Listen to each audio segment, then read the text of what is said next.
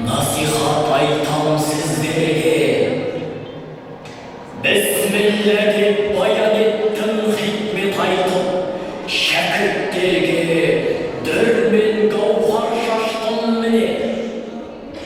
Жанды жалда ақыл айтып жастар алдында мен дәптер сәни сөзін аштым міне. Жастарды тәрбиелеу жауапты кезең. Жастарға тәлімді өрісіне қарай беру керек. Білімге нақты заттар мен дәйектер арқылы қол жеткізсе, адамгершілікке ішкі түйсіктің саналы қабылдауы арқылы жетеміз.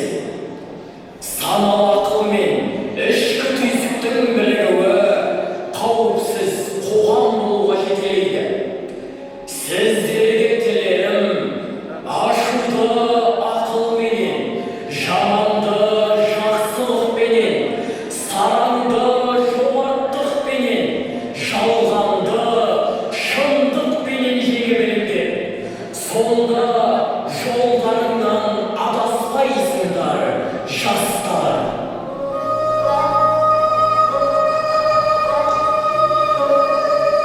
Мен қаз дауысты қазбек беймін. Біз елімізден құт береке қашпасын деп, жеріміздің шетін жау баспасын деп, қазақты ешбір дұшпан басынбасын деп, 300-дің баласы бір жағадан бас, бір жегіден қол шығарып қызмет етті. Біздің халық көне заманнан бері сөзге шешен, данышпан, ақылды, аталы сөзге тоқтаған, қариясымен қасарыспаған, үлкенді үлгі тұтып, кішіні кішіпейілдімен құрметтеген. Алла мен атына алдында бетегеден биік, жусаннан аласа болып, кеудесін қолына қойып, бас иген халықпыз.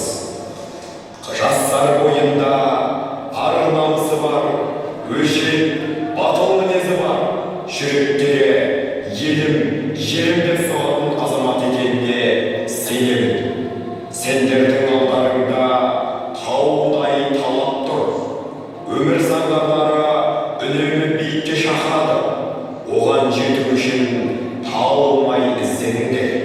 Елдің бірлігін, тұтастығын, ауызбіршілігін сақтау сендердің қолдарыңда. Мен Асқарлы Саттар Ерубаевпын. 8 жасымнан бастап Әзірет Сұлтанның дәл түбінде отырып, көптеген кітаптарды оқыдым. Мен бақытты да, қуанышты да, махаббатты да кітап оқудан таптым. Мен мұна жаңа қоғам үшін, қоғамды жасап жатқан, жалынатқан жастардың тағдыры үшін жауапты екенімді сезіндім.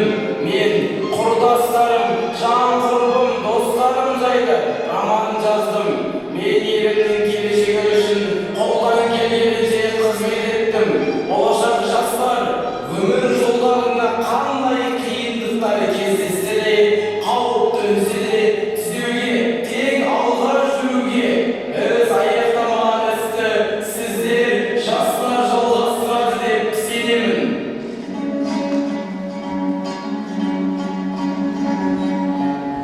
Мен дәнді бояулы, ықтас, оңда сыныппын. Тағдыр маған ел басқаруды, халық үшін хан жеуді сыйлапты. Мен ел басқару кезінде қаншама жыл қолымда билік болса да, біреуден бір тиын да пара алмадым. Қолым таза. Екіншіден, үштіктің бірі болып, біреудің сыртынан қол қойған емеспін. Яғни ешкімнің қаны мойнымда жоқ, ағам таза. Үшіншіден, адамдарды атаға, руға, жүзге бөлгенде тіптен ешкімнің ешқашан жүзін сұраған да емеспін. Жүзім таза.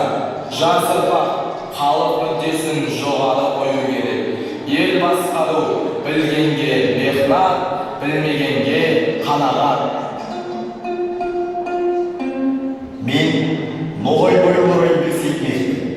Адам баласы өмірге келген соң өзінің алдына ұлы мақсат қояды және сол мақсатына жетуге арманды қоса жегеді. Менің ұлы мақсатым өнердің отынша қойды. 40 жыл бойы шақтым. Екінші ұлы мақсатым және арманым туған жерім Түркістан қаласында театр ашу еді. Ол мақсатыма да жеткен деймін. Енді сол театрда жастарға өнер арқылы мәдениетті, салт-дәстүрімізді, адамгершілікті сахна төрінде насихаттау. Жастар қоғамның қозғаушы күші. Олар қай кезде де қоғамда да аса белсенді. Анығында мен қарапайым өнер адаммын. Оқыған оқуымда көп емес, аз. Сол аз білімді қайткенде де ел мүддесіне, ел мақсатына жұмсаймын деп ой кешкен адаммын. Менің азды көпті істеген ісім болса, соның